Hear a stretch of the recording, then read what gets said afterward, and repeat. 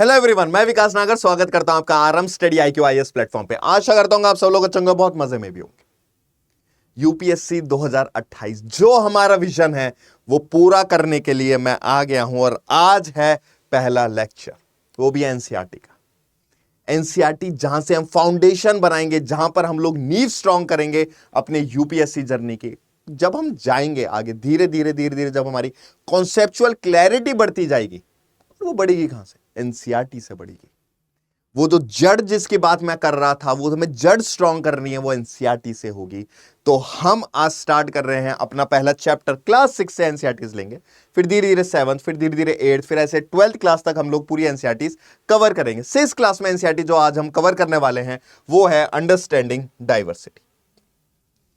लेकिन आपके दिमाग में क्वेश्चन आना चाहिए, सर आपने बोला था कि आप पॉलिटी के टीचर हो, लेकिन सर क्लास 6 का ये वाला टॉपिक तो सिविक्स में आता है।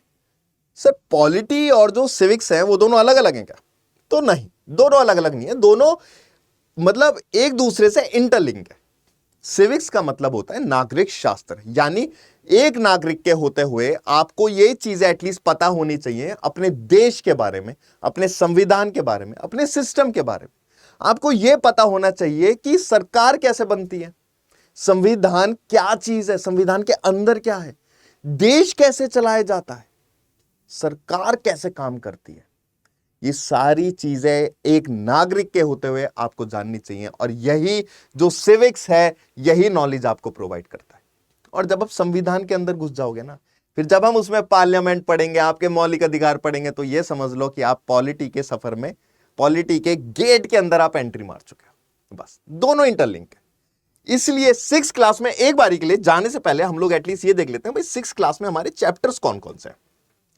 तो 6th क्लास में जो है वो डाइवर्सिटी हमारी पहले यूनिट है, जिसमें अंडरस्टैंडिंग डाइवर्सिटी हम आज कंप्लीट करेंगे। फिर डाइवर्सिटी एंड डिस्क्रिमिनेशन, गवर्नमेंट हम देखेंगे भाई सरकार है क्या, डेमोक्रेटिक सरकार क्या है जो हमारा भारत फॉलो करता है। लेकिन टेंशन की लोड नहीं है भाई, दिक्कत की कोई बात नहीं है, सब चीज कवर करेंगे, बहुत ही सिंप्लीफाइड वे में कवर करेंगे। लोकल गवर्नमेंट क्या है भाई, पंचायत राज क्या है हमारा, रूरल एडमिनिस्ट्रेशन, अर्बन एडमिनिस्ट्रेशन, फिर उसके बाद लाइवलीहुड, रूरल की, अर्बन की, मतलब जैसा होता है ना कि भाई क्या लाइफस्टाइल है।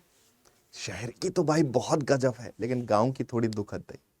वो सारी चीजें हम लोग इस वाले क्लास 6 के एनसीईआरटी में डिस्कस करेंगे। तो विदाउट एनी डिले आरंभ करते हैं पहले लेक्चर से, जो कि हमारा अंडरस्टैंडिंग डाइवर्सिटी। अभी डाइवर्सिटी है क्या?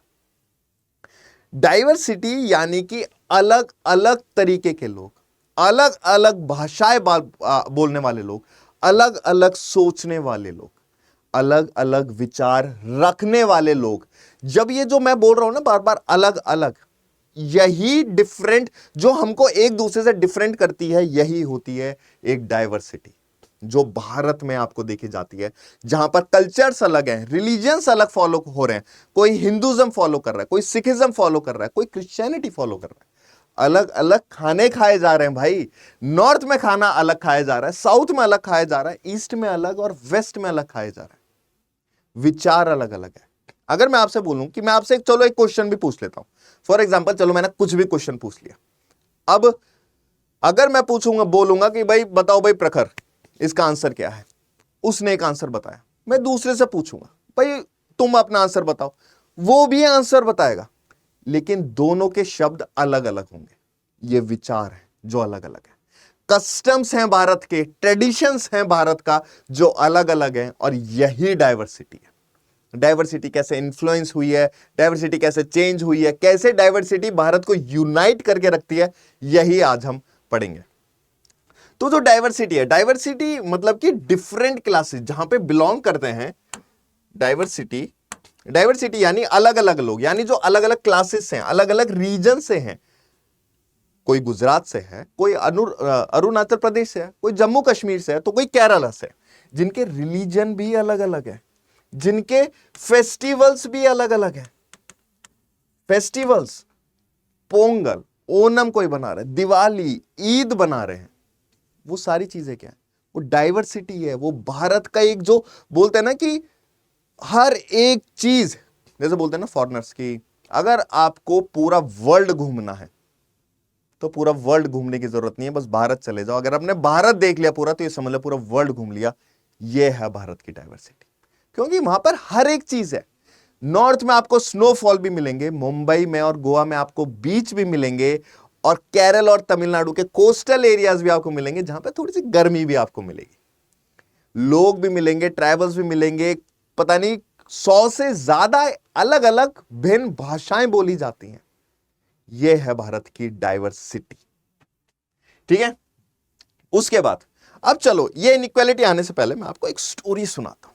बहुत मजेदार स्टोरी है, और आपने वो एनसीईआरटी में भी पढ़ी होगी। एक आदमी होता है, वो अपनी साइकिल पे जा रहा होता है।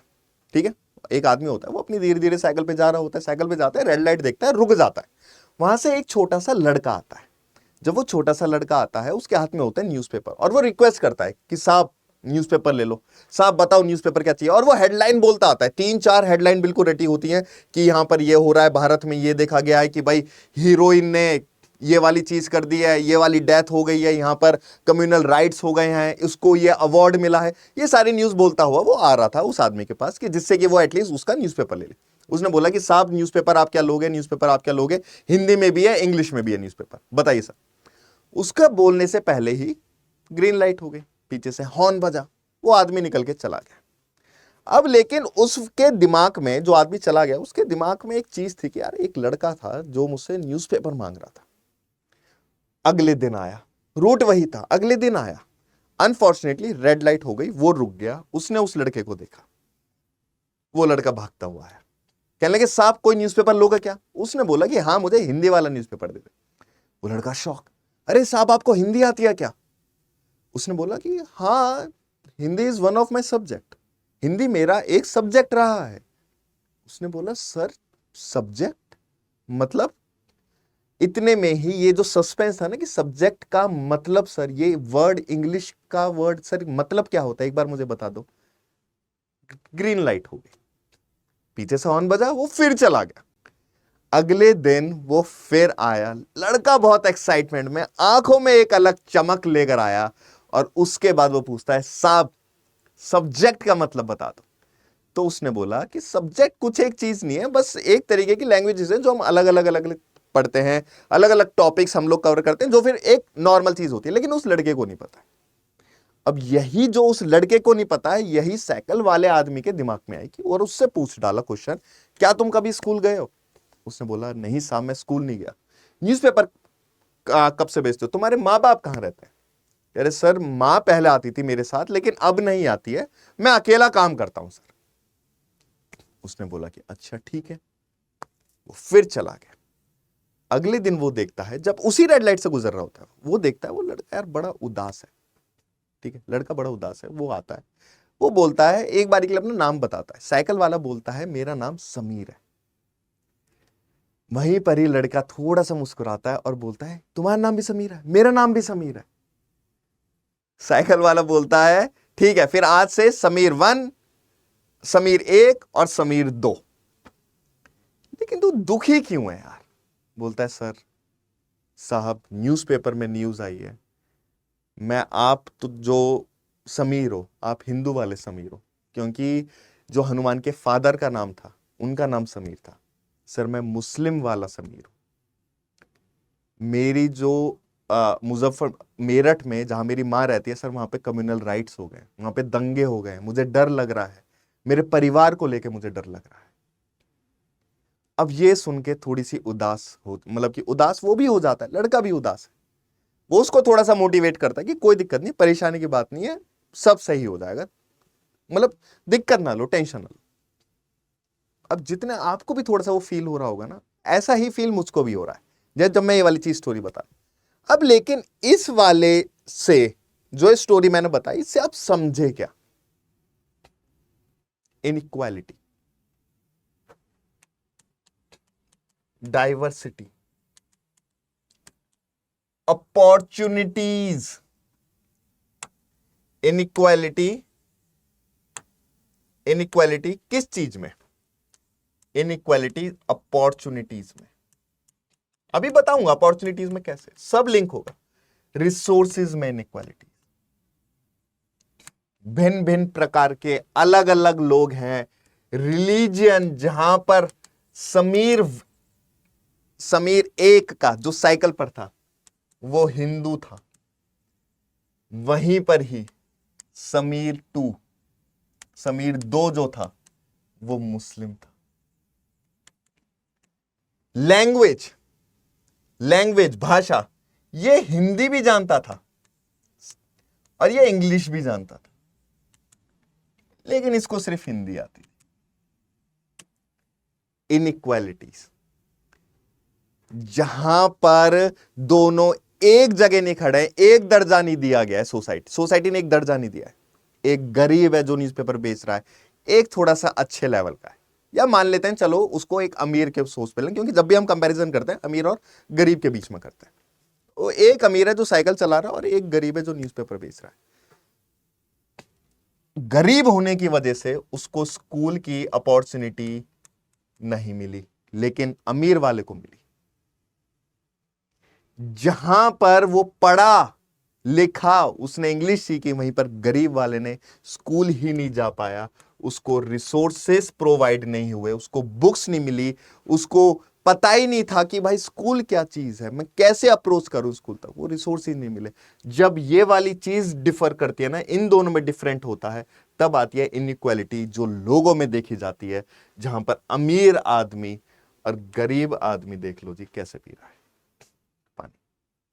और ये हमेशा का दस्तूर रहा है, गरीब पिसेगा, अमीर हमेशा खुश रहेगा। लेकिन भारत चेंज हो रहा है, ठीक है।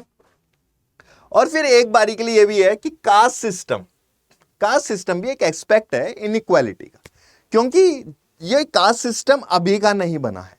कास्ट सिस्टम बहुत पुराना सिस्टम बना हुआ है, और ये मेड इन इंडिया वाला सिस्टम है जो हमारा कास्ट सिस्टम, क्योंकि ये एक लौता है जो भारत में बना हुआ है। और फिर लेकिन उस दौरान में ऐसा नहीं माना जाता था कि भाई ये सबसे बुरा है, सब लोग खुश थे अपने उस पर कि हाँ भाई ठीक है, ब्रह्मा हो गए, शस्त्र हो गए, चलो ठीक है, वहां तक हम लोग नहीं जाएंगे।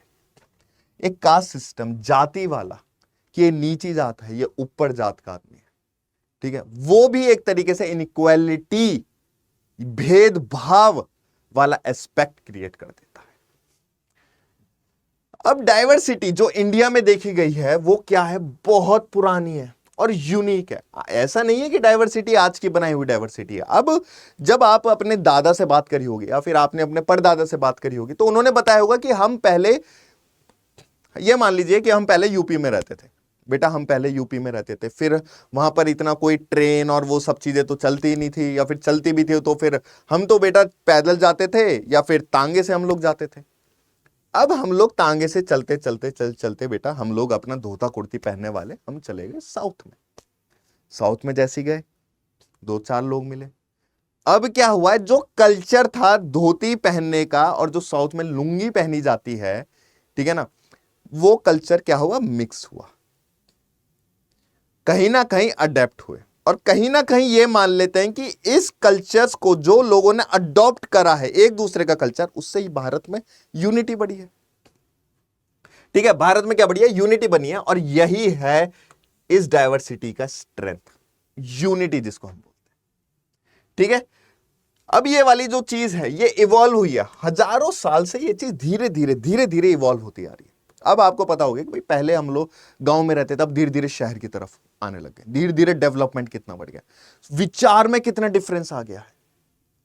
ठीक है, इवोल्यूशन जिसको हम कहते हैं, हम बोलते हैं कि यार हम लोग बंदर की नस्ल से आए हैं, पहले हम लोग गोरिल्ला थे या बंदर, आप ये समझ लीजिए, ठीक है ना। फिर धीरे धीरे हम लोग इवॉल्व हुए, धीरे धीरे हम मैनकाइंड में आए।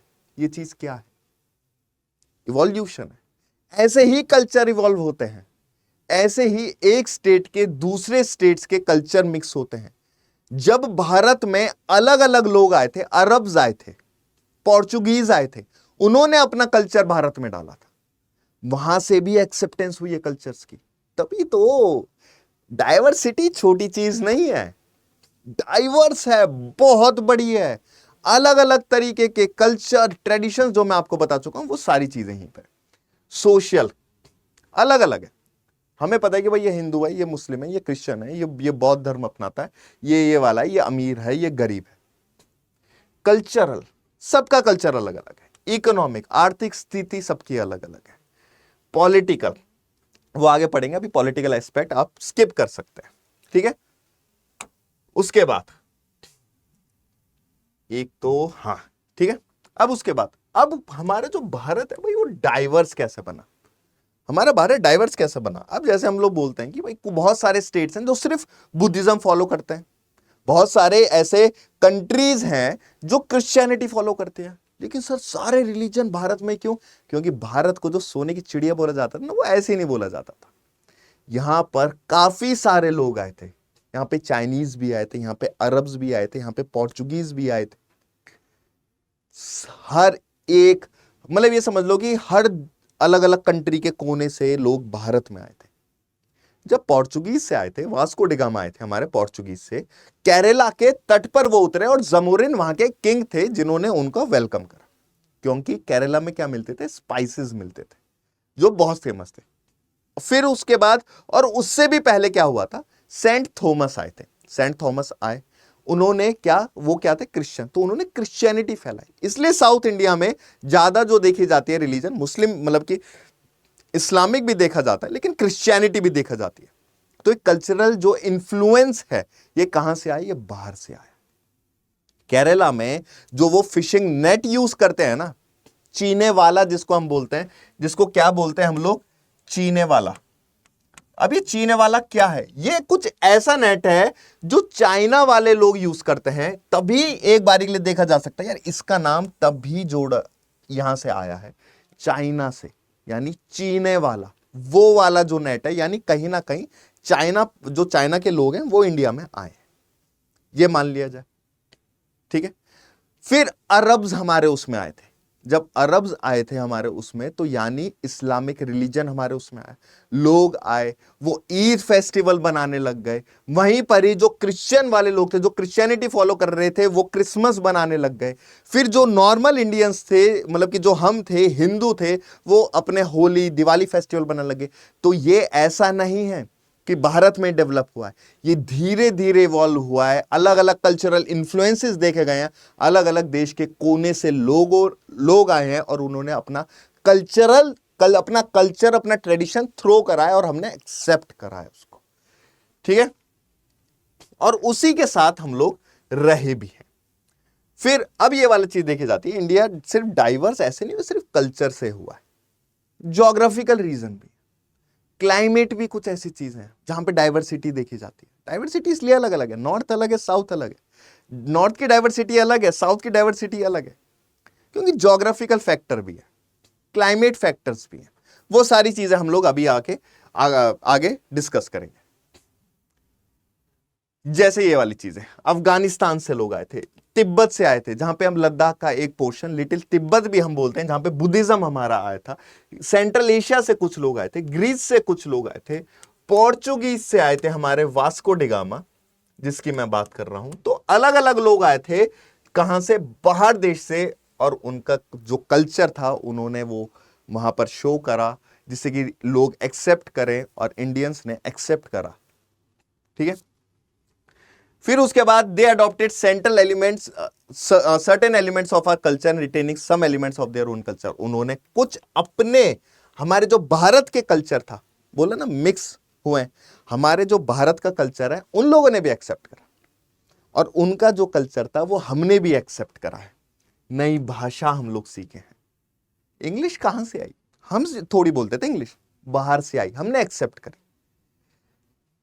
डांस फॉर्म्स, म्यूजिक, पेंटिंग, खाने का तरीका, क्या क्या हम लोग खा रहे हैं। अब आपको पता होगा कि धीरे धीरे, जैसे हम लोग बोल दिया कि हम लोग, हमारे जो माता पिता हैं बहुत साधारण भोजन करते हैं, लेकिन अब धीरे धीरे हमारी जो जनरेशन है आगे, जो हम लोग बोलते हैं ना जेनजीज बोलते हैं, वो किस खाने की तरफ जा रहे हैं? चाउमीन। वो क्या है? क्या है वो? कल्चरल एक्सचेंज ही तो है, वो फूड के फॉर्म में वो कल्चर ही तो एक्सचेंज हुआ है। जो हम लोग चाउमीन खा रहे हैं, या फिर हम लोग बर्गर खा रहे हैं, या मोमोज खा रहे हैं, वो भारत का फूड थोड़ी है, वो दूसरी कंट्री का है। तो उसमें क्या हुआ है? कल्चर एक्सचेंज हुआ है, ठीक है। कल्चर एक्सचेंज हुआ है, क्यूसीन में हुआ है, रिलीजियंस में, हमारा हर एक चीज एक्सचेंज हुई है। अब अभी देखते हैं इंडिया की डाइवर्सिटी और यूनिटी। इंडिया बहुत डाइवर्स है। सबसे प्यारी चीज इसकी है कि ये जो डाइवर्सिटी है ना, ये जो डाइवर्सिटी, ये जो एक्सेप्टेंस है, जब हम देखते हैं अच्छा यार ये वाले ये लोग हैं, ओ साउथ इंडियंस, ओ ये लोग आए हैं यार हमारा खाना खाएंगे, ये एक तरीके से ना भारत को बांध के रखता है। ये जो कल्चर है ये भारत को बांध के रखता है। ये जो अलग अलग, मैं ये भी बोल सकता हूं कि जो खाना है ना वो भी बांध के रखता है, क्योंकि यार इंसान ना ये वो होता है ना कि हम इंडियंस ना इमोशनल है, कि जहां पर अगर खाना खिला दे कोई भी इंसान तो ऐसा होता है कि भाई तू भगवान है, तूने मुझे खाना खिलाया। वो भी एक तरीके से क्या है, एक यूनिटी शो करने का एक तरीका है जो खाने के जरिए एक दूसरे को हम लोग शो करते हैं। ठीक है, उसके बाद अब रीजन देख लेते हैं। रीजन नहीं, वो हमने डिस्कस कर लिया है, ठीक है ना। ज्योग्राफिकल रीजंस हम लोग देखते हैं, ठीक है। ज्योग्राफिकल रीजंस हम लोग देखते हैं जहां पे रिवर सिस्टम, अब हमको पता है जैसे नदियां आती है, ठीक है, नदियां क्रॉस हमारी करती हैं, कोस्टलाइन सिस्टम है हमारा, क्लाइमेट हो गया है, जहां पर एग्जांपल्स आगे मैं केस स्टडी बताऊंगा कि ये जो चीज है, क्लाइमेट जो चीज है, कोस्टलाइन जो चीज है, टेम्परेचर जो है, मॉनसून जो है, वो क्या क्या फैक्टर्स रोल प्ले कर रहा है, कैसे ज्योग्राफिकल चेंजेस हो रहे हैं, कैसे डाइवर्सिटी में भी ज्योग्राफी जो है, ठीक है ना, भूगोल जो है वो मदद कर रही है, उसका क्या एस्पेक्ट है, वो वाली चीज भी हम लोग देखेंगे। ठीक है, एक सेकंड मैं जरा थोड़ा सा पानी पी लेता हूं गुरुजी।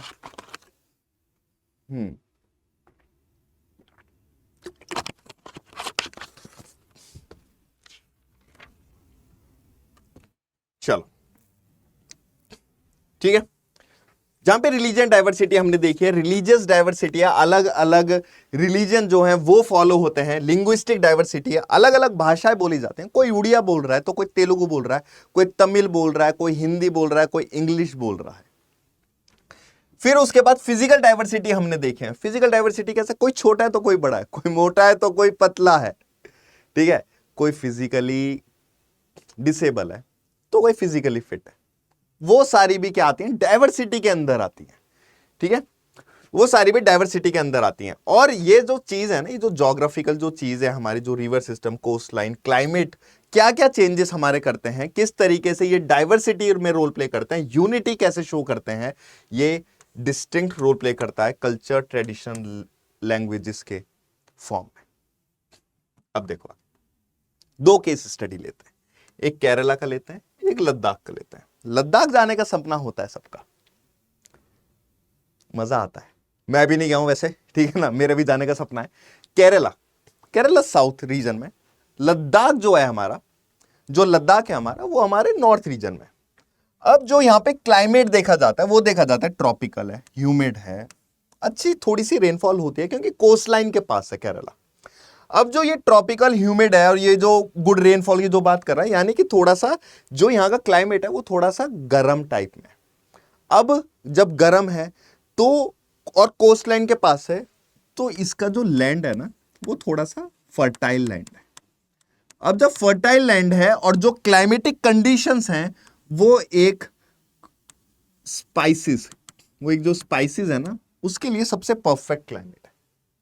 ठीक है, तो ये जो फर्टाइल लैंड होना है, स्पाइसेस, स्पाइसेस के अंदर पेपर, क्लोव, कार्डनम, कार्डमम जो रहता है हमारा, वो सारे स्पाइसेस के अंदर आता है। तो ये भी क्या है, एक तरीके से डाइवर्सिटी शो करती है कि जो लोग यहां पे रह सकते हैं वो यहां पे, मतलब होता है ना कि यार यहां पे गेहूं मिल रहा है तो वहां पे चावल मिलेगा, यहां पे कोयला मिल रहा है तो दूसरी जगह थोड़ा कुछ शायद से कुछ भी ना मिले। तो वो सारी डाइवर्सिटी भी रोल प्ले ये करता करता है हमारा ज्योग्राफिकल रीजन। यहां पे थोड़ी सी ठंडाई है, यहां पे थोड़ा सा ड्राई एरिया है, स्नो देखी जाती है और बहुत कम रेनफॉल यहां पे होती है। तो यानी कि अगर ये फर्टाइल लैंड है तो यहां वाला लैंड तो फर्टाइल नहीं होगा। इकोनॉमी, स्पाइस कल्टीवेशन होती है यहां पर, ठीक है ना। यहां पर जो मेजरली जो आर्थिक स्थिति जो हमारे केरला की है वो इतनी अच्छी इसलिए है क्योंकि यहां पर सबसे ज्यादा स्पाइस कल्टीवेशन होती है जो एक्सपोर्ट में मदद करती है। यहां पे एनिमल रियरिंग होती है क्योंकि ये यहां पे फर्टाइल लैंड नहीं है, यहां पे कोई क्रॉप्स वगैरह नहीं उगा सकते यहां पे, लेकिन यहां पर क्या मिलता है उनको, शीप, गोट्स। यहां से ये लोग एक वूल रियर करते हैं, वूल यानी ऊन, जैसे होता है ना कि एक रियरिंग करना, उसको काटना, फिर उसको रिफाइन करना, तो वहां से एक वूल निकलती है और उस वूल का नाम होता है पश्मीना वूल। अभी जो पश्मीना वूल है ना, बहुत एक्सपेंसिव होती है, मानो बहुत कॉस्टली होती है ये, ठीक है ना, बहुत कॉस्टली होती है। तो इसकी एक खासियत है, और लद्दाख की भी कोई खासियत है, ट्रेड। ट्रेड कैसे? एंशियंट स्पाइसेस, एंशियंट ट्रेड जो है, जो ट्रेड एंशियंट में करे गए हैं, ठीक है ना, एंशियंट स्पाइसेस, जैसे पोर्चुगीज हमारे आए थे स्पाइसेस के लिए आए थे, जूइस जो हमारे थे, अरब जो थे वो स्पाइसेस के लिए आए थे, जो केरला में आए थे, जो मैंने आपको स्टार्टिंग बताया था कि वास्को डिगामा आए थे केरला के तट पर, और जमोरिन ने उनकी मदद करी थी, और वो मेनली स्पाइसेस के लेकर आए थे, और 60 गुना प्रॉफिट भी लेकर गए थे, ठीक है। उसके बाद कैरावान ट्रेड यहां पर होती है, किसके साथ? तिब्बत के साथ। सिल्क, स्पाइस, कारपेट्स यहां पे बोलते हैं, जो भी चीज है ऊन की होगी, जो भी चीज वूल की होगी, कारपेट्स हमारे हो गए हैं, ठीक है ना, वो सारी चीजें कहां से जाएंगी? लद्दाख से जाएंगी। लद्दाख क्या करेगा? ट्रेड करेगा अपने आसपास की कंट्रीज के साथ। रिलीजन, यहां पर कौन सा रिलीजन फॉलो होता है? हिंदुइज्म, इस्लाम, क्रिश्चियनिटी, जुडिज्म, बुद्धिज्म। वहीं पर ही लद्दाख में जो फॉलो होता है बुद्धिज्म और इस्लाम, और इसको बोला जाता है लिटिल तिब्बत के नाम से भी। अब आप सोच रहे होंगे सर ज्योग्राफिकल, ठीक है आपने बता दिया डिफरेंसेस हैं इसमें, केरला में और लद्दाख में डिफरेंसेस हैं, आपने केस स्टडी में बता दी, लेकिन सर डाइवर्सिटी कैसे? ज्योग्राफिकल रीजन, क्लाइमेट, अगर वहां पे ठंडी है तो फर्टाइल लैंड नहीं है, फर्टाइल लैंड नहीं है तो इकोनॉमी के लिए उन्होंने सोचा था कि हम लोग ऊन, मतलब कि शीप के थ्रू रेयर करेंगे और ऊन वूल लेंगे और उसको हम लोग बेचेंगे। तो उनका जो कल्चर है, रहने का, कि भाई वो जो है, वो होता है ना कि शेपर्ड्स होते हैं, तो उनका वो कल्चर है, ठीक है। उनको जो इकोनॉमी है वो कहां से जनरेट होती है? उनके अपने कल्चर से हो रही है, जो कि है उनका कल्चर क्या है? ऊन को रेयर करना, गोट से। वहीं पर ही ये इनकी जो इकोनॉमिक कंडीशन है जो केरला की है, वो कहां से अच्छी हो रही है? स्पाइसेस से हो रही है। ये इनका कल्चर है, इनका ग्रो करने का। रिलीजन फॉलो हो रहा है। यहां पर पोर्चुगीज आए थे स्पाइसेस के चक्कर में, ज्योग्राफिकल कंडीशंस के चक्कर में, ठीक है ना, ज्योग्राफिकल कंडीशंस की वजह से कोस्ट लाइन पर आए ना, अपना रिलीजन फॉलो करवा दिया, क्रिश्चियनिटी फॉलो हुआ। ज्योग्राफी भी कहीं ना कहीं अपना रोल प्ले करती है डाइवर्सिटी में, ठीक है। उसके बाद अब यूनिटी जो मिली है इंडिया को, जो यूनिटी मिली है, ठीक है ना, इंडिया जो है लैंड ऑफ डाइवर्सिटीज है, हमने पढ़ लिया। इंस्पाइट बहुत सारे डिफरेंसेस हैं, अलग अलग भाषा, अलग अलग रिलीजन, अलग अलग फेस्टिवल, अलग अलग कल्चर, अलग अलग ट्रेडिशन, बहुत सारे डिफरेंसेस हैं, तब भी हम सब एक साथ रहते हैं, एक कॉमन आइडेंटिटी है हमारी, तभी में हम ये बोलते हैं हम लोग यूपी से, हम ये हैं। लेकिन अगर बाई चांस दूसरे देश में जब पूछा जाता है ना, तो आप ये नहीं बोलते आप यूपी से, आप बोलते हो वी आर इंडियंस। उसके बाद एक ब्यूटीफुल एग्जांपल, ठीक है ना, हमारे स्ट्रगल फ्रीडम एग्जांपल लेते हैं, फ्रीडम स्ट्रगल में, जहां पे डाइवर्सिटी जो है, वो जो डाइवर्सिटी है ना, वो एक यूनिटी के फॉर्म में काम आई थी। जब ब्रिटिशर्स रूल कर रहे थे हमारे भारत में, तो अलग अलग डाइवर्सिटी के लोग लिटरली अलग अलग स्टेट के, अलग अलग रिलीजन के, हिंदू भी, मुस्लिम भी, जेंडर भी, मैन विमेन, सब लोग एक साथ खड़े हो गए थे ब्रिटिशर्स के अगेंस्ट। अगर जेल जा रहे हैं तो सब जेल जा रहे हैं, उसमें कोई भेदभाव नहीं है। अलग अलग रिलीजन, अलग अलग कल्चर वाले, क्योंकि वो एक साथ हैं, वो ये नहीं बोल रहे थे कि नहीं यार तुम लोग तो नॉर्थ से, हम लोग साउथ से, हम ब्रिटिशर्स के अंदर रह लेंगे, उनकी छत्रछाया में रह लेंगे, तुम नहीं रहोगे, तुम अपना देख लो, हम अपना देख लेंगे। नहीं, सब, क्योंकि वी आर इंडियंस, इंडिया सबसे पहले, इंडिया को सबसे प्रायोरिटी पे रखना है। इसलिए डाइवर्सिटी है, लेकिन उस डाइवर्सिटी में यूनिटी भी है। तभी ब्रिटिशर्स ने सोचा था कि डिवाइड करेंगे, लेकिन डिवाइड नहीं हो पाया। जिस हद पे उन्होंने सोचा था कि डिवाइड करेंगे, उस हद पे डिवाइड नहीं हो पाया। क्यों? यूनिटी थी, ठीक है। ब्रिटिशर्स ने रूल करा था 200 साल। The people of India belonging to all, जो हमारे लोग हैं इंडिया के, अलग अलग रिलीजन के, अलग अलग कास्ट के, अलग अलग रीजन्स के, ठीक है ना, अलग अलग रेसिस के, जिनके एथिक्स भी अलग अलग हैं, वो सारे एक साथ आए थे, वो एक साथ लड़े थे ब्रिटिशर्स रूल के अगेंस्ट, और इवेंचुअली हमने अपनी आजादी पाई इसी डाइवर्सिटी के, यूनिटी के उससे। अब इंडिया ने जो, अब फायदा क्या है सर इस यूनिटी का, इस इंटीग्रिटी, इस डाइवर्सिटी से जो हमें यूनिटी मिली है, अब इंडिया को क्या फायदा है, पहला national integration, national integration, unity जो डाइवर्सिटी है, ठीक है ना, ये एक तरीके से क्या हमको फील करती है, जैसे हमें पता है कि यार हिंदू मुस्लिम भाई भाई, हिंदी चीनी भाई भाई, हार्मनी का प्रतीक देती है, ब्रदरहुड भाईचारे का प्रतीक देती है, कि जिससे कि हमारा पूरे भारत के जो लोग हैं वो एकत्रित होकर वो एकता दिखाकर, ठीक है ना, वो एकता दिखाए, किसके थ्रू, हार्मनी के, ब्रदरहुड के थ्रू, चाहे वो किसी भी रिलीजन से हो, किसी भी रीजन से हो, चाहे कितने भी सोशल डिफरेंसेस हो, एक तरीके से यूनिटी शो होती है इसी के थ्रू। ग्लोबल रिकॉग्निशन होता है कि भाई भारत में इतने सारे डाइवर्सिटी के लोग रहते हैं, इतने तरीके के लोग रहते हैं, लेकिन फिर भी एकजुट रहते हैं,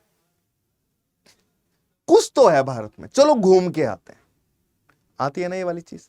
तो वो क्या हो रहा है, वो ग्लोबल में इंडिया का नाम हो रहा है, वो लोग हमारे भारत को रिकॉग्नाइज कर रहे हैं, जान रहे हैं, जहां पर बहुत हाईली डाइवर्स है, ठीक है ना, बहुत हाईली डाइवर्सिटी है, बहुत डाइवर्स है भारत, ठीक है, लेकिन फिर भी यूनाइटेड है, जो बिल्ड करता है एक तरीके का ग्रोथ, और वो भी कहां शो होता है, ग्लोबल लेवल पे शो होता है, जो एक एग्जांपल सेट करता है कि बाकी वर्ल्ड को भी ऐसा ये वाली चीज फॉलो करनी चाहिए।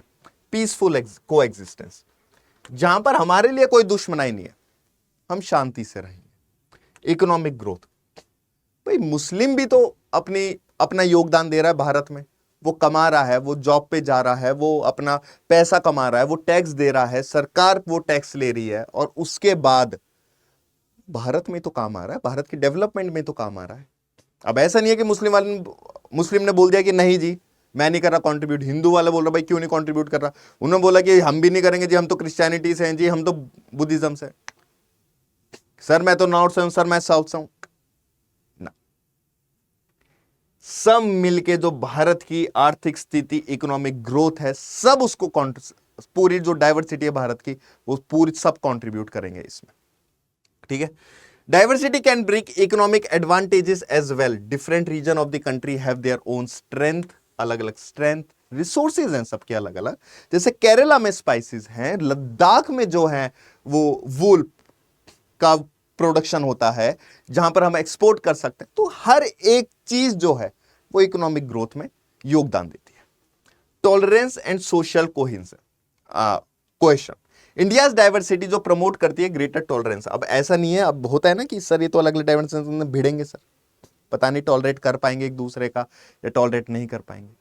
विचार टॉलरेट होते हैं, ठीक है ना, वो जब टॉलरेट करते हैं ना, जैसे अब ये टॉलरेट ना, ये नेगेटिव वर्ड नहीं है, ठीक है ना, टॉलरेट नेगेटिव वर्ड नहीं है। अगर इसको अब सुनना, आपने मुझे कोई चीज बताई, ठीक है ना, आपने बोला कि यार छोले भटूरे खा ले, ठीक है ना, छोले भटूरे खा ले, मैंने बोला कि ठीक है खा लेता हूं, तुम्हारे रिलीजन का, तुम पंजाब में हो, चलो खा लेता हूं छोले भटूरे। मैंने खाए, मुझे पसंद आए, मैंने वो एक्सेप्ट कर लिया, मैं जब कहीं जाऊंगा तो मैं ऑर्डर करूंगा छोले भटूरे। तो उसका जो रिलीजन, मतलब उसका जो एक तरीके से ट्रेडिशन है छोले भटूरे खाने का, ठीक है ना, वो मैंने एक्सेप्ट करा, वो मैंने टॉलरेट करा, लेकिन वो पॉजिटिव वे में मैंने टॉलरेट करा है, ठीक है। उसके बाद tolerance and understanding among different groups leading to more cohesive society, जहां पे इनोवेशन का भी आता है। डाइवर्सिटी जो है एक तरीके से in perspective and background can lead to more creative thinking. जब हर जैसा होता है ना कि चलो भाई आईआईटी वाले इंसान को भी बुला लो, चलो एमबीए वाले इंसान को भी बुला लो, चलो भाई बीकॉम वाले को भी बुला लो, सब एक साथ बैठ गए हैं, अलग अलग इंटेलेक्चुअल वाले बैठे हैं, अलग अलग थिंकिंग वाले बैठे हैं, आइडियाज अच्छे आएंगे। अब भारत में इतने तरीके के लोग हैं, इतने कल्चर के लोग हैं, इतने रिलीजियस, अलग अलग रिलीजन वाले लोग हैं जो फॉलो कर रहे हैं अपना अपना, इनोवेशंस तो जनरेट होगा। तो इनोवेशन में ये हेल्प करेंगे किसको, भारत को। इसलिए जो डाइवर्सिटी है वो यूनिटी भी शो करती है, और ये दोनों चीज भारत को एक क्या गेन भी प्रोवाइड करते हैं, यानी एक तरीके का प्रॉफिट समझ लो चलो भारत के लिए, ठीक है। उसके बाद पार्टिसिपेशन ऑफ वुमेन हमारा हो गया। चलो यूनिटी का ले लेते हैं हम लोग, सबसे बेस्ट एग्जांपल जो मैं यूनिटी का लूंगा, और अभी ये वाला टॉपिक यहां पे खत्म होता है, ठीक है। डाइवर्सिटी में इतना ही। जो जवाहरलाल नेहरू जी ने एक बुक लिखी थी, डिस्कवरी ऑफ इंडिया, इसमें यह बोला गया था कि भारत की यूनिटी ऐसा नहीं है कि कहीं से थोपी गई है। भारत की जो यूनिटी है, जो एकता है, ऐसा नहीं है कि कहीं से थोपी गई है। ठीक है, वो हमने ही खुद एक्सेप्ट करी है।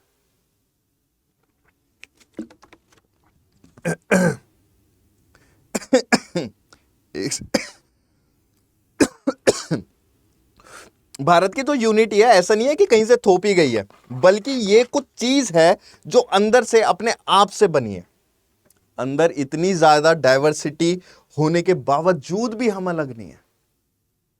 यही खास है, यही यूनाइट करता है, यही भारत को क्या करता है, यही भारत को यूनाइट करता है।